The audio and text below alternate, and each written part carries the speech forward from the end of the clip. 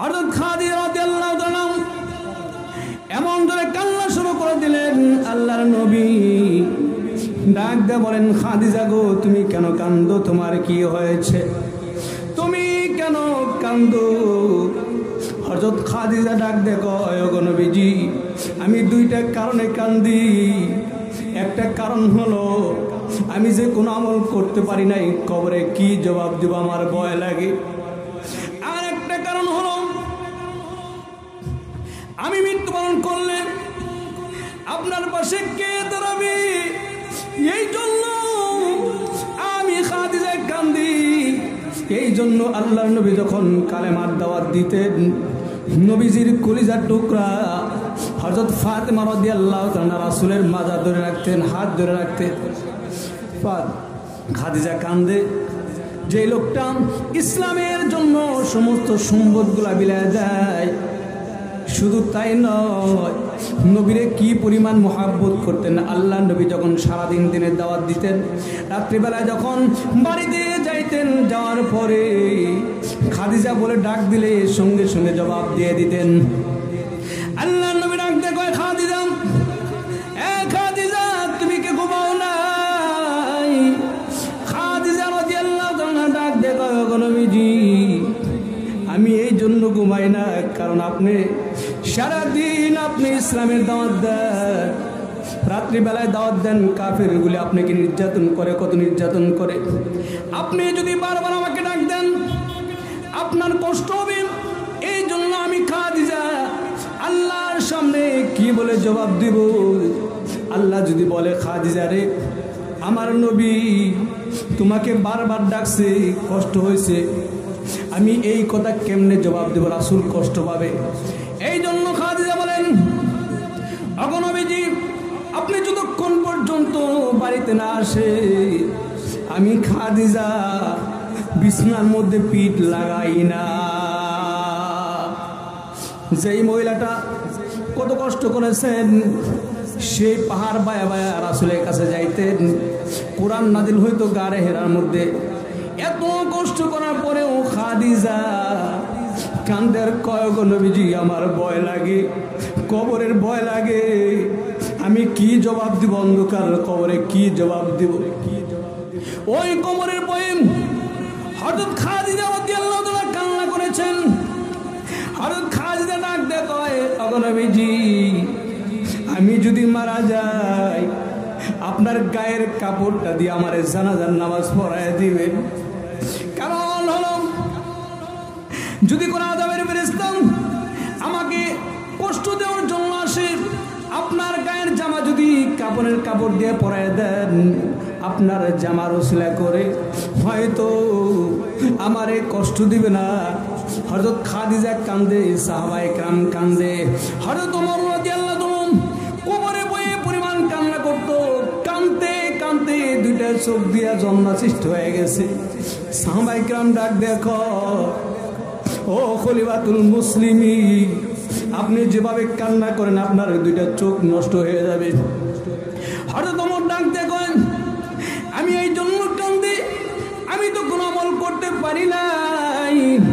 আল্লাহ যদি ডাক দেখো, ওমর রে, কি আমল করছো? আমি কি জবাব দেব? আমি বলবো, আল্লাহ, কোন আমল করতে পারি নাই। তোমার ভয়ে কাঁদতে কাঁদতে আমার দুইটা চোখ নষ্ট হয়ে গেছে, এইটা জবাব দিতে পারো? মুসলমান, শুধু তাই নয়, হযরত আবু বকর কাঁদতেন আর বলতেন, যদি মানুষ না হইয়া যদি গাছপালা হইতাম, জবাব দেওয়া লাগতো না। এভাবে কাঁদতো, পাহাড় পর্যন্ত কান্দে। আল্লাহ পাক বলেন, ফালইয়াদহাকু কলিলান ওয়ালইয়াবকু কাসীরা। আল্লাহু আকবার। পাহাড় পর্যন্ত কান্দে, জাহান্নামের ভয়ে কান্দে। একটা পাথর কান্না শুরু করে দিয়েছে। আল্লাহর পয়গম্বর ওইখান দিয়ে যাইতেছিলেন, ডাক দেখো, তুমি কেন কান্দো? কয়, আমি এই জন্য কান্দি, আল্লাহ রাব্বুল আমিন মানুষ এবং পাথরকে জাহান্নামের আগুনে জ্বালাবে, এই ভয়ে কান্দি। আমার ভয় লাগে যদি আমাকে জাহান্নামের আগুনে জ্বালায় আমি সহ্য করতে পারবো না। ও আল্লাহর পয়গম্বর, আপনি আল্লাহর কাছে গিয়ে বললেন আল্লাহ যেন আমাকে আগুনে না জ্বালায়। আল্লাহর পয়গম্বর গেলেন, যাওয়ার পরে আবার যখন আসলেন আবার বললেন, ফিরে ওই পাথর ডাক দিয়ে কয়, কি আমার ব্যাপারে কি ফয়সালা হয়ে গেছে, বা আল্লাহ তোমাকে মাফ করে দিছে। এই কথা বলার সঙ্গে সঙ্গে আরো বেশি বেশি কান্দে।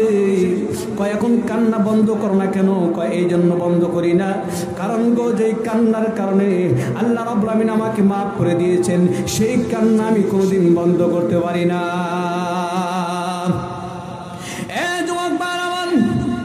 আজকে যৌবনের তাড়নায় পরে গুনাহ করতেছো, তোমার কি ভয় নাই? কবরে ভয় নাই, হাসরে ভয় নাই? আল্লাহর কাছে কি জবাব দিবাম? আল্লাহ রাব্বুল আমিন যখন প্রশ্ন করবেন, কুল্লামা উলকিয়া ফিহা ফাওজুন সাআলাহুম খাযানাতুহা আলাম ইয়াতিকুম নাযীর।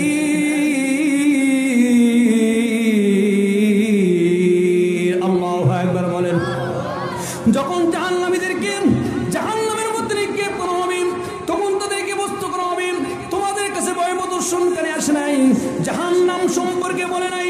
জাহান্নামীরা তখন বলবে, ক্বালু বালা ক্বাদ জাআনা নাযীর।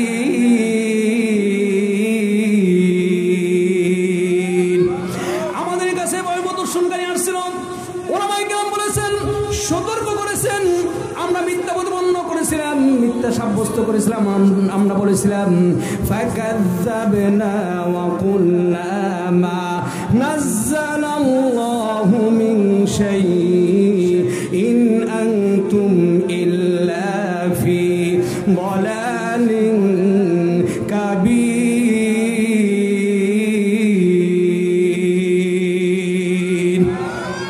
আমরা বলেছিলাম, এ ওলামায়ে কেরাম বয়ান করে আল্লাহ রাব্বুল আমিন জাহান্নাম সৃষ্টি করে নাই, জান্নাত সৃষ্টি করে নাই। ওলামায়ে কেরাম শুধু মিথ্যা কথা বলে।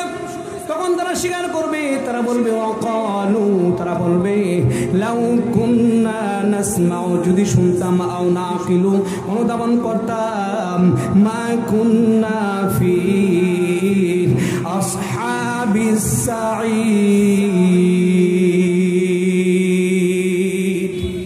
তাহলে আজকে জাহান্নামের অধিবাসী হইতাম না। যুবক ভাইরা আমার, ওই দিন আফসোস করে কোনো লাভ নাই।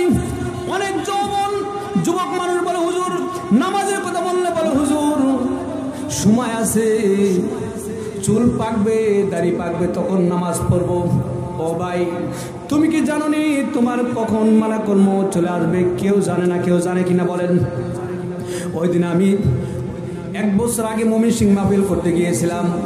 মাহফিল করে আসার সময় দেখলাম একটা যুবক সন্তান রাস্তার মধ্যে পড়ে আছে, তার মাথা নাই, শুধু বডি আছে। মোটর সাইকেল এক জায়গায় পড়ে আছে। আমি দাঁড়ায় দেখলাম মা জনম দুঃখী মা চলে আসছে। মা কান্না করতেছে। গলা কাটা মুরগি জমাই করার পরে ছেড়ে দিলে যেরকম লাভ মারতে থাকি, জনম দুঃখী মা কান্দার কয়, বাবা তোরে কষ্ট করে কত লালন পালন করলাম, এত বড় বাড়াইলাম, আজকে মারা গেলি। মা সহ্য করতে পারে না। এই যুবক ভাইরা আমার, মা যে কি আপন। আব্বা কিন্তু তার অন্তরের মধ্যে মায়া দিয়েছেন। আব্বা কিন্তু ওই লোকটাকে, সন্তানকে জানাজার নামাজ পড়াইতে পারে, আবার কবরে নিয়ে লাশটা নামায় আবার চলে আসতে পারে। এই শক্তি আল্লাহ বাবাকে দিয়েছে, কিন্তু মারে দেয় না। মারে যাওয়া নিষেধ করছে। কারণ কি? মা যদি কবরে যায়, নিজের সন্তান যদি কবরের মধ্যে রেখে আসে, মা কিন্তু সহ্য করতে পারবে না। এই জন্য কোনো মা সুস্থভাবে ফিরা বাড়িতে আসতে পারবে না। এই জন্য মহিলাদের কবরস্থানে যাওয়া নিষেধ করছে। আমি দেখলাম ওই মহিলাটা এমন ভাবে কান্না শুরু করে দিয়েছে, সন্তানের জন্য কান্দেছে। ও যুবক ভাইয়ের আমার, তোমার কি মরণের ভয় নাই? কবরের ভয় কি তোমাদের নাই? কবর কিন্তু একটা অন্ধকার জায়গা, একটা সাপ বিচ্ছুর জায়গা। ওই কবর যে কত ভয়ঙ্কর, কত ভয়ঙ্কর। আল্লাহর নবী বলেছেন, যদি কোনো ব্যক্তি কবরের মধ্যে আটকা পড়ে গেল, তার মতো হতভাগা আর কেউ নাই, ওই ব্যক্তির মতো হতভাগা আর কেউ নাই। মুসলমান ভাই, আজকে কত গুনাহ করে অন্যায় করতেছি, আমরা মনে করতেছি কি সময় আছে, নামাজ পড়বো, ইবাদত করব, কিন্তু ভাই কার জন্য মালাকুল মউত চলে আসবে কেউ কি বলতে পারে? বলেন পারে না। গুনাহ করতেছো, কখন যেন মালাকুল মউত চলে আসে। গুনাহগার ব্যক্তির জান কবজ করবে কেমনে?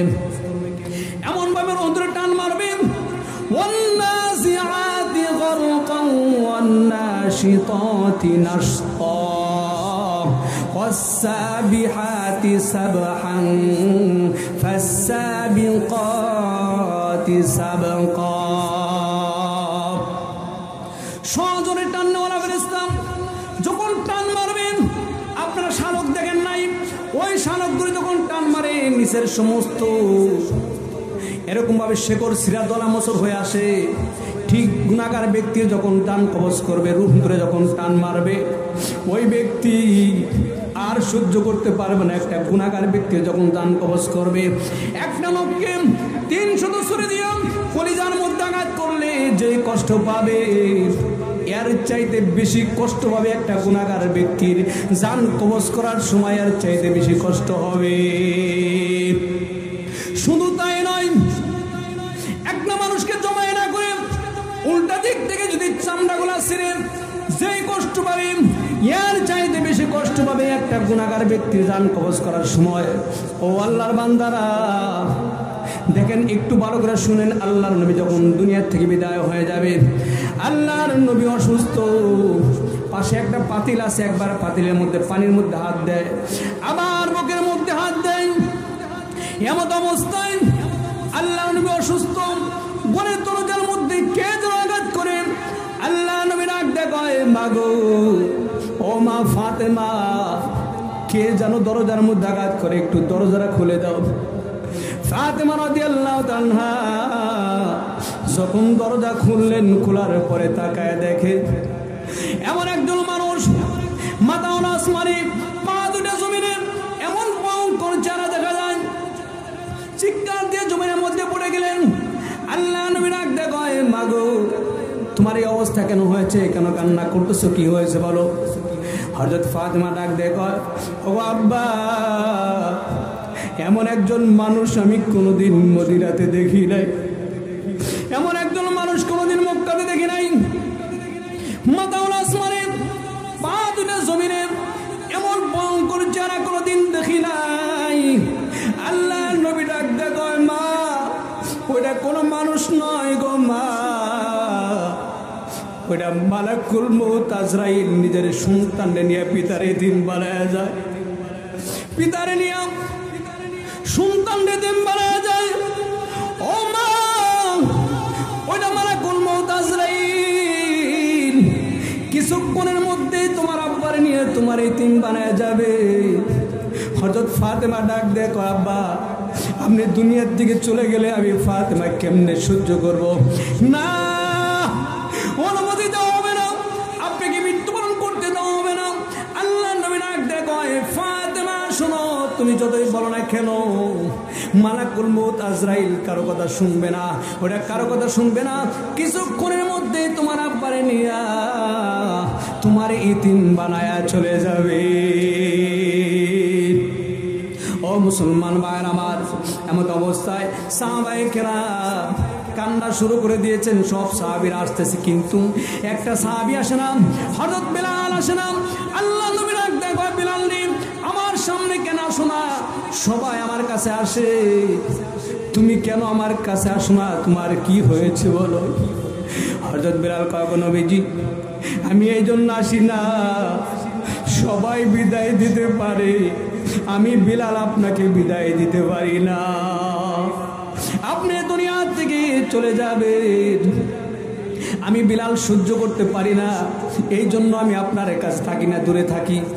আল্লাহর নবীর জান কবজ করবে, রাসূলের শরীর থেকে গাম গলা পড়তেছে, রাসূল কান্দে। ফেরেশতা ডাক দেখো, নবীজি আপনি কেন কান্দেন, কি হয়েছে? আপনি তো আল্লাহর সঙ্গে সাক্ষাৎ করবেন, আপনি কেন কান্দেন? আপনি কার জন্য কান্দেন? আপনি কি হাসান হুসাইনের জন্য কান্দেন? আল্লাহর নবী ডাক দেখো, না গো, আমি হাসান হুসাইনের জন্য কান্দি না গো, আপনি কি ফাতেমার জন্য কান্দে? কয় না না, আমি ফাতেমার জন্য কান্দি না। আপনি কার জন্য কান্দেন? আমি কান্দি রে আমার গুনাহগার উম্মতের জন্য আমি কান্দি। আমার মৃত্যুর সময় যদি এই অবস্থা হয়, আমার গুনাহগার উম্মতের মৃত্যুর সময় কি কঠিন শাস্তি হবে, এই জন্য আমি কান্দি। ফেরেশতা ডাক দেখো, নবীজি আপনার কাঁদতে হবে না।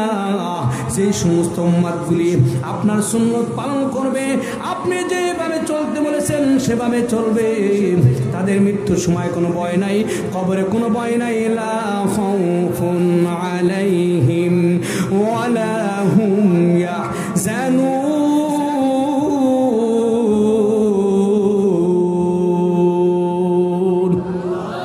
যারা আপনার সুন্নত তরিকায় চলবেন, আপনার কথা মানবেন, তাদের কবরে কোনো ভয় নাই, ফুলসিরাতে ভয় নাই, তাদের কোনো শাস্তি হবে না। তাদের মৃত্যুর সময় ছোট্ট বাচ্চা দুধ খাইতে খাইতে যেমনি ঘুমায়া যায়, ওই রকম করে যারা আপনার কথা অনুযায়ী চলবে তাদের কোনো ভয় নাই। তাদেরকে ফুলের তোড়া দিয়ে স্বাগতম জানায়া জানায়া তাদের রূহটাকে বের করে আল্লাহর দরবারে নিয়ে যাবে। সুবহানাল্লাহ, আল্লাহু আকবার। তাহলে নবীর সুন্নত তরিকা চললে লাভ আছে না ভাই আমার? লাভ আছে। সুন্নত তরিকা চললে কি হবে? দুনিয়াতে শান্তি, কবরের শান্তি, সব জায়গায় শান্তি। আমরা শান্তি চাই না?